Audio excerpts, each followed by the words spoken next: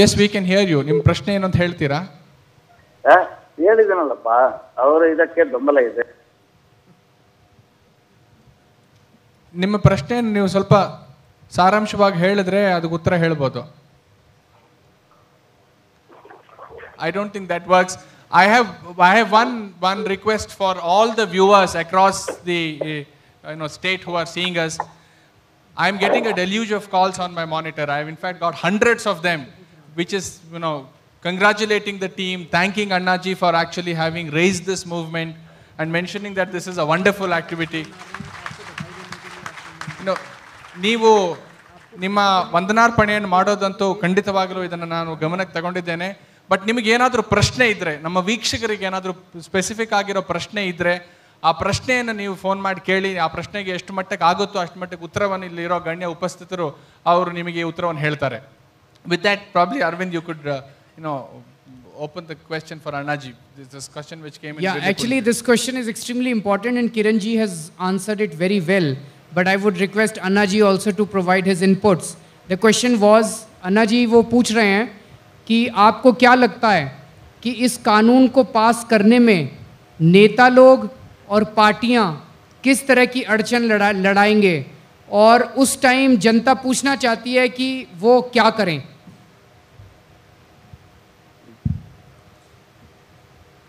नेता लोग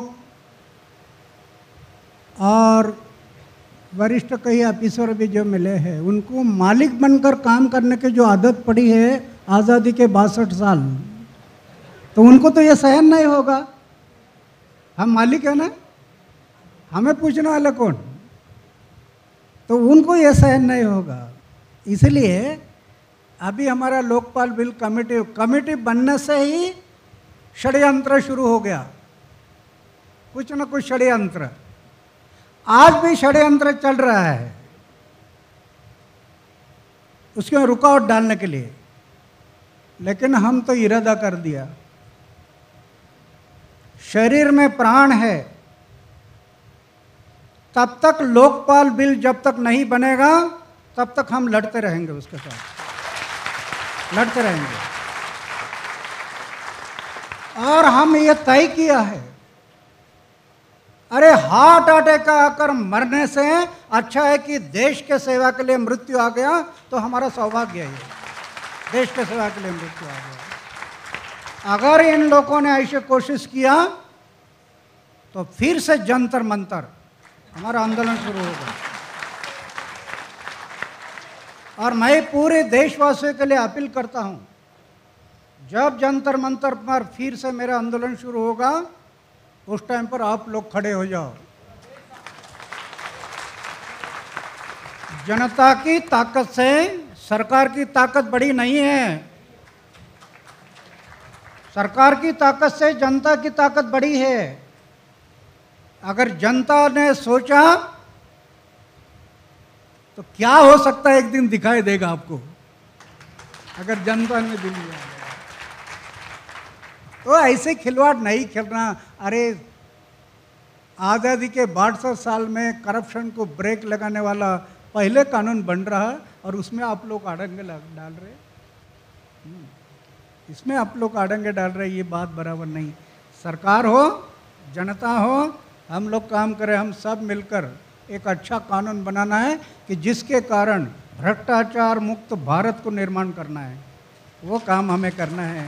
तो हम लोग तय किया है कि अगर सरकार ने अभी जैसे मंत्रिमंडल के सामने जाएगा, फिर लोकसभा में जाएगा, आगे कई स्टेजेस है इसके लिए, अगर इसमें रुकावटें आ गई तो हम तय किया है फिर से Jantar Mantar. Arvind, there is another question for Annaji, and it comes from at least 30-35 callers who have asked similar questions. They'd like to know, and what is Annaji's opinion on Baba Ramdev's movement on bringing back black money stacked or away abroad or siphoned outside the country? In what form does Annaji think that a movement which civil society has now started can also lend support to bringing back the black money which is outside this country? अन्ना जी वो कह रहे हैं कि देश भर से कई लोग उनको फ़ोन करके और उनको इंटरनेट पे पूछ रहे हैं कि बाबा रामदेव जी ने जो आंदोलन शुरू किया है कि जो हमारे देश का काला पैसा विदेशों में गया उसको वापस भारत में लाने के लिए, तो आपका इसके बारे में क्या कहना है? काला धन तो हमारे देश में आना चाहिए, लेकिन सिर्फ शब्दों से ये बताकर नहीं आएगा, इसके लिए कई प्रयास करने पड़ेंगे। जैसे स्विस देश में उन्होंने कानून बनाए हैं कि बैंक का कोई भी जानकारी लोगों को देना नहीं, दिया तो वो कानून से गुनाह है। और हमारी सरकार भी जितनी कोशिश करनी चाहिए उतनी नहीं कर रही है। ये दोनों बातें हमें देखनी पड़ेगी। सिर्फ काला पैसा धन लाना इतना बोलकर नहीं होगा, बहुत आगे प्रयास करना पड़ेगा। हमारे सरकार को भी हमें बताना पड़ेगा कि ये आना जरूरी है, इसके लिए आप कोशिश करो, नहीं करने से हम लोग को आंदोलन करना पड़ेगा, ये करना पड़ेगा, वो आना जरूरी है। हाँ, लेकिन प्रोसीजर से जाना है, सिर्फ शब्दों से ये झटपट होने वाला काम नहीं, प्रोसीजर से जाना है। पैसा तो ये काला धन तो आना ही चाहिए हमारा। और बाबा रामदेव अभी जो आंदोलन कर रहे हैं जंतर मंतर पर अपना रामलीला मैदान में, हम लोग सब लोग उनको सपोर्ट किया है। भ्रष्टाचार के विरोध में लड़ने वालों को के लिए हम सपोर्ट करना जरूरी है। हमारे में हम हिंदुस्तान पाकिस्तान बनाया तो कैसे भ्रष्टाचार निवारण होगा? तो भ्रष्टाचार से लड़ने वाले लोगों को हम सपोर्ट करना जरूरी है। और हम लोग डिक्लेयर किया है, नेट पर भी डाला है कि रामदेव बाबा भ्रष्टाचार के विरोध में जो लड़ रहे हैं, हमारा उनको सपोर्ट है। I just Yes, want yes, Mr. Bhushan. to add something. You see, this issue of bringing black money which is stashed away abroad back to India has several aspects. First, we need to understand what is the nature of this money. A lot of this money is really money acquired by bribery, money acquired through crime, money acquired through all kinds of offenses. Perpetuated by people who are educated, people who have actually had the benefit of education. People who have not had the benefit of education in this country, people who are illiterate, do not seem to have actually pushed forward corruption. On the contrary, they are victims of corruption. Therefore, I have related questions as well from Dr. Shankar Prasad, who is here, and also from Mr. G.S. Gundurao. How have you felt, you're touring the country, how have you felt is the response from the lowest strata of the society? We believe that the movement has actually got a lot of critical mass from the middle class, from the educated mass, from the intelligentsia in this country. But what has your views been with regard to the impetus this has generated, if at all, in the lowest strata of society, number one? Number two, do you feel that this movement must now be taken to the village level, because Gandhi said that India lives in our villages, and that is true to a great extent? This question is to Anna ji. Maybe to Anna ji mein. अन्ना जी, एक प्रश्न ये है और स्वामी जी से भी प्रश्न है कि कई लोग ये कह रहे हैं कि इस देश में भ्रष्टाचार ज़्यादा पढ़े लिखे लोग करते हैं और ज़्यादा भ्रष्टाचार इस देश में पढ़े लिखे लोग करते हैं। जो अनपढ़ लोग हैं, गरीब लोग हैं, वो तो भ्रष्टाचार के सताए हुए लोग हैं। इस पे आपको क्या लगता है? और दूसरा, लोगों का ये कहना है कि हमारा जो आंदोलन है, इस आंदोलन में एक ये आरोप लगाया जाता है कि ये केवल पढ़े लिखे और मध्यम वर्ग के लोगों ने इसमें भाग लिया और ये आंदोलन गांव-गांव तक नहीं पहुंचा। इसके बारे में आपको क्या कहना है? ये बात बराबर नहीं कि सिर्फ पढ़े लिखे लोग ही भ्रष्टाचार करते हैं, ये बात को मैं ही नहीं मानता। वो पढ़ा लिखा हो या बिगर पढ़ा लिखा हो, जो लोग अपने मृत्यु को भूल गए वो भ्रष्टाचार करते हैं। मृत्यु को भूल गए कि मुझे कल एक दिन मुझे मृत्यु आना है, कल का भरोसा नहीं, और ये सब छोड़कर जाना है मुझे, ये जिस दिन समझ में आएगा उस दिन करप्शन को ब्रेक लगेगा। ये भूल गए लोग। आज लखपति बन गए, करोड़पति बन गए तो भी रुकते नहीं, इसका कारण मृत्यु को भूल गए। पॉलिटिक्स में हम देखते हैं 7 सदियों के लिए भी पैसा खत्म नहीं होगा, फिर भी और थोड़ा और थोड़ा और थोड़ा और थोड़ा और थोड़ा। अरे एक दिन मरना है, खाली हाथ से जाना है, क्या करेगा ये सबको, ये समझ में आएगा तब ये मैं जवाब दिया ये सिर्फ शब्दों से नहीं, मैं करोड़ों रुपए की योजना अपनाई लेकिन बैंक बैलेंस कहीं पर भी नहीं। आनंद देखो, लखपति करोड़पति को आनंद नहीं, मैं अनुभव करता मेरे लाइफ में। ये लोग इतना धन जुटाते हैं और कई लोगों की हालत ऐसी है कि रात को एयर कंडीशन कमरे में नींद नहीं आती, बोल के नींद की गोली लेकर सो रहे। ये जब समझ में आएगा उस दिन करप्शन को ब्रेक लगेगा, वो चाहे लिखा पढ़ा हो या अनपढ़ हो कोई है। दूसरा प्रश्न क्या है? दूसरा प्रश्न ये है कि ये आंदोलन जो है, इस आंदोलन में केवल पढ़े लिखे मध्यम वर्ग के लोग, ये प्रश्न पूछने वालों को पता नहीं होगा। अरे देश में आप देखो ना, झोपड़पट्टी के लोग भी ये आंदोलन में शामिल हो गए, इतने गरीब लोग शामिल हो गए। तो ये सिर्फ पढ़े लिखे ऐसे कहना बराबर नहीं। देश के कहाँ कहाँ से लोग इस आंदोलन में शामिल हो गए मुझे पता नहीं, मैं उनको जानता नहीं, वो मुझे जानते नहीं, लेकिन फिर भी आंदोलन में खड़े होकर यह आंदोलन जो आगे बढ़ा, तो ऐसा कहना ठीक नहीं सिर्फ लिखे पढ़े हैं। बगैर लिखे पढ़े लोगों ने भी इसमें हिस्सा लिया है। Before I have a few questions for Swami Agnivesh, we have a caller online from a remote village in Karwar. No, probably we could have the caller on. ನಮಸ್ಕಾರ, ನಿಮ್ಮ ಪ್ರಶ್ನೆಯನ್ನು ಕೇಳ್ತೀರಾ?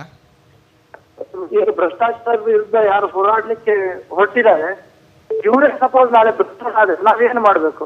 ಮತ್ತೇನಂದ್ರೆ ಅಣ್ಣಾಚಾರ್ಯ ಅವರು ಯಾವಾಗ ಉಪವಾಸವನ್ನು ತಗೊಂಡಿದ್ರು ಅದನ್ನ ಕಂಟಿನ್ಯೂಷನ್ ಮಾಡಿದ್ದಿದ್ರೆ, ಇಲ್ಲ ಲೋಕಪಾಲ್ ಬಿಲ್ ನೀವು ಮಾಡಿದ್ರೆ ಮಾತ್ರ ನಾನು ತೆಗಿತೀನಿ ಅಂತ ಹೇಳಿ ಅವರನ್ನು ಗಟ್ಟಿ ಕೂತಿದ್ದಿದ್ರೆ ಅದು ಆಗ್ತಿತ್ತು. ಈಗ ಸುಮ್ಮನೆ ಇಷ್ಟೆಲ್ಲ ಹೋರಾಟ ಮಾಡೋ ಅವಶ್ಯಕತೆ ಇರ್ಲಿಲ್ಲಲ್ಲ. ಅವರೇ ಏನೋ ದುಡ್ಡನ್ನ ಭ್ರಷ್ಟಾಚಾರಕ್ಕೆ ಒಳಗಾಗಿ ಅವರು ಅದನ್ನ ವಾಪಸ್ ತಗೊಂಡಿರ್ಬೋದು.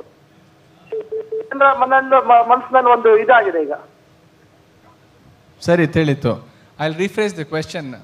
The caller is actually from a remote village in Karwar. Probably, Justice Hegde understood the question. I'll request. I don't think we should take this question seriously. Yes. Because here is a person who says Annaji should go on with this strike until he dies. Then alone the bill would be saying. I don't think he's in his right senses. Probably his question can be taken only to the extent of saying, is there a way we can put further pressure on the government apart to civil? ಅದು ಅಣ್ಣಾಜಿ ಅವರು ಇವಾಗಲೇ ಹೇಳಿದಾರಲ್ಲ, ಸರ್ಕಾರದವರು ಇದಕ್ಕೆ ಸ್ಪಂದಿಸದೇ ಇದ್ರೆ ನಾನು ಮುಂದೆ ತಿರ್ಗಾ ಜಂತರ್ ಮಂತರ್ಗೆ ಹೋಗ್ತೇನೆ ಅಂತ. What is the question? No, I think the answer is very clear. I think our people here and our viewers must be very clear that this is a civil society movement and this movement does not stop with the promulgation of the bill. If the government actually puts in hindrances, the movement will further strengthen. And even after the passage of the bill, there is much to be done. And those are questions which I will address to Swami Agnivesh. I have a bunch of questions which have come. On this movement which Annaji has started, has actually brought in a lot of critical mass in the society in terms of a social movement. However, we believe that the legislation will be passed. But what do you believe should be the role of these institutions which are joining this movement after the legislation is being passed? How should these organizations which are fighting corruption today morph themselves after the legislation is passed, and what will be their roles? Second, what is the game plan for strengthening the civil society movement post the legislation being promulgated to ensure that the legislation is effectively implemented? Maybe I'll address these questions to Swami Agnivesh.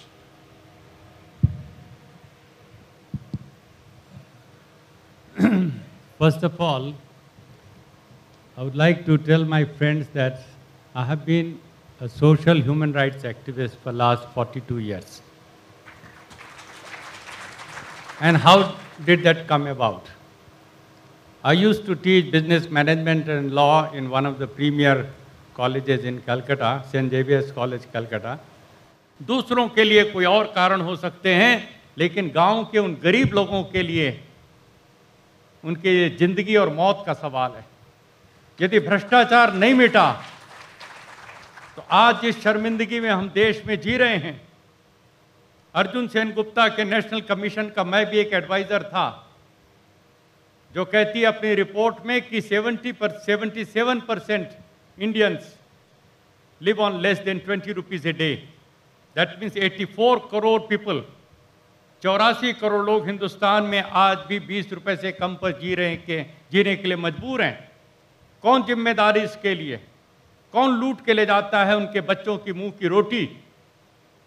आज देश के अंदर आतंकवाद सारी दुनिया में चिल्लाया जाता है। Did you know 7,000 children die every day in my country, every day, and die of starvation?